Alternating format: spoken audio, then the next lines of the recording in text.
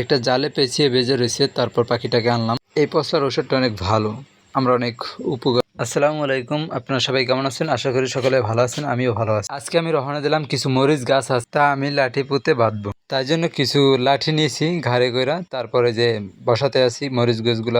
মরিচ গাছ হয়তো টাটকা জিনিস, এই জন্য বাতাসে ভেঙে পড়ে যায়, এই জন্য লাঠি পুঁতে বাঁধিয়ে দিতে হয়। প্রতিটা গাছই বেঁধতে হয়, যেমন আমাদের 1000-এর মতো গাছ আছে, প্রায় প্রতিটা গাছই আমরা বেঁধে দিই। তাই আমি ফার্স্টে লাঠিগুলো বিছিয়ে দিছি, প্রতিটা গোড়ায় গোড়ায় একটা একটা লাঠি রেখে গেছি। পরবর্তীতে এই লাঠিটা আমি কুপিয়ে দিব, তারপর একটা রশি নিয়ে হালকা, তারপর এটার উপরে আস্তে বেঁধে দিব। তারপর মরিচ গাছটা আস্তে আস্তে দাঁড়াবে। পরবর্তীতে সার দিব। এখন তো চারা গাছ, বড় হলে তারপর আমরা সার ওষুধ যা লাগে পরবর্তীতে দেবো। কিন্তু ওই যে একটা কথা আছে না, মরিচ গাছ এটা সুইট লাগার মতো জিনিস, কারণ ওর একটু রোগ ব্যাধি বেশি হয়। তার পাশাপাশি এই যে আমাদের শশা গাছ আছে, শশা 41-40 দিনের ভিতরে আসে, প্রায় 1.5 মাসের মতো সময় লাগে। আমাদের শশা গাছে এখন পর্যন্ত সার ঔষধ কিছুই দেওয়া হয়নি, পরবর্তীতে আমরা দিব।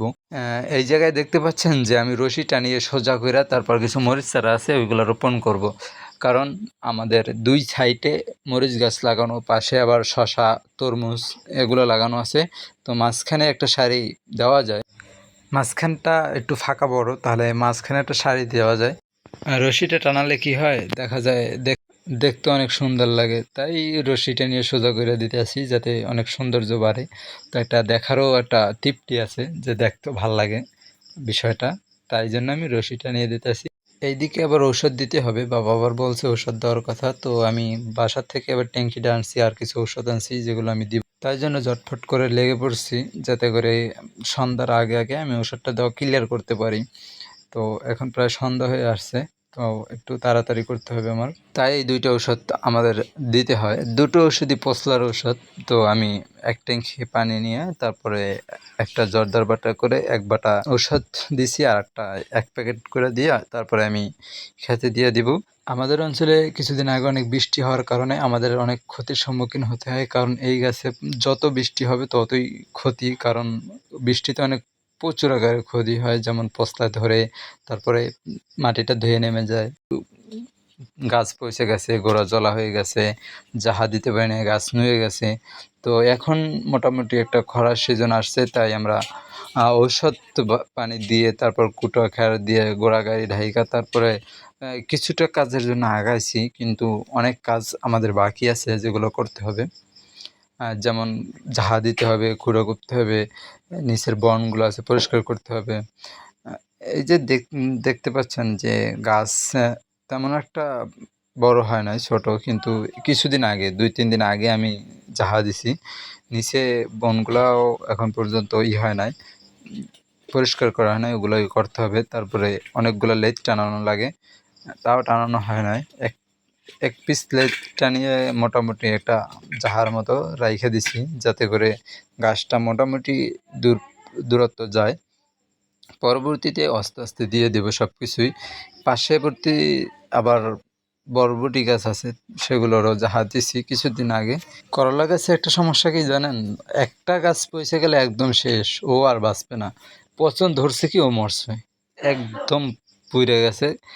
যেমন আগুন দিলে যেরকম পুড়ে যায়, তাপ দিলে ওই রকমের একদম পুড়ে লাল হয়ে যায়, তারপর একটা ছোসরাই মরে যায়, শেষ। ওকে দিয়ে আর কাজ হবে না, এমন একটা সিস্টেম করলা গাছ। কিন্তু পচে না, পচন ধরলে আর থামে না। করলাটা সবচেয়ে বেশি পচে, শশার চাইতে বেশি পচে করলাটা। যখন একটু বৃষ্টি হয় তখনই ও পচে। তো আমি আবার সামনের দিকে গেছিলাম, তো একটা জালে একটা পাখি বেজে রয়েছে। পরবর্তীতে সেই পাখিটারে আমি আবার সহযোগিতা করে নিয়ে আসছি, যে আপনাদেরকে দেখানোর জন্য। আমার এবার ঠোকরাইতেও চাই, কিন্তু আমার ভয় ভয় লাগে। তো পরবর্তীতে ওকে আমরা ছাড়ার চিন্তা ভাবনা করি, কারণ এটা আমাদের জন্য উপকার, কারণ পোকামাকড় খায়, সেই জন্য আমাদের অনেকটাই উপকারে আসে। যে খেতে অনেক পোকামাকড় হয় আমাদের, তো আমাদের পাশে একটা জাল ছিল, ওই জালটা বেজে পড়ছে। ওর আবার সঙ্গী সাথী আছে, ওর ডাকছে, ওই জন্য আসছে ওই জায়গায়।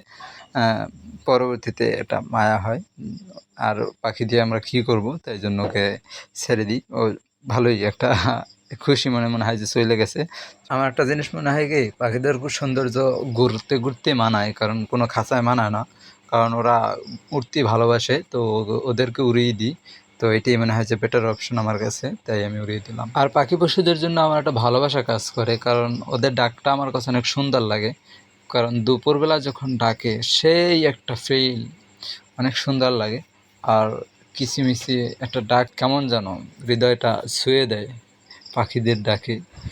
এদিকে ওই ট্যাঙ্কি ওষুধ দেওয়া শেষ, আমি আর এক ট্যাঙ্কি গইলা তারপরে রওনা দিলাম। এই দ্বিতীয় ট্যাঙ্কি ওষুধগুলো আমি শশা গাছ, করলা গাছ তো শেষ, তো মরিচ গাছ, মিষ্টি কুমড়া গাছ এই সপ্তাহে দিব।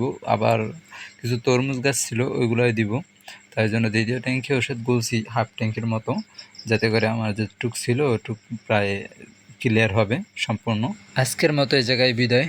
সবাইকে আসসালামু আলাইকুম ওয়া রাহমাতুল্লাহি ওয়া বারাকাতুহু। আমা তৌফিক ইল্লা বিল্লাহ। আল্লাহ হাফেজ।